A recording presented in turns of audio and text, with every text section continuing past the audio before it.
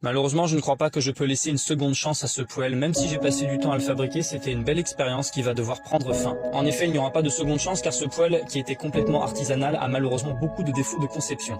En revanche, il ne m'a quasiment rien coûté, enfin seulement quelques dizaines d'heures de travail. Et puis de toute façon, le reste de la carcasse en métal pourra servir à autre chose, comme par exemple pour faire un barbecue.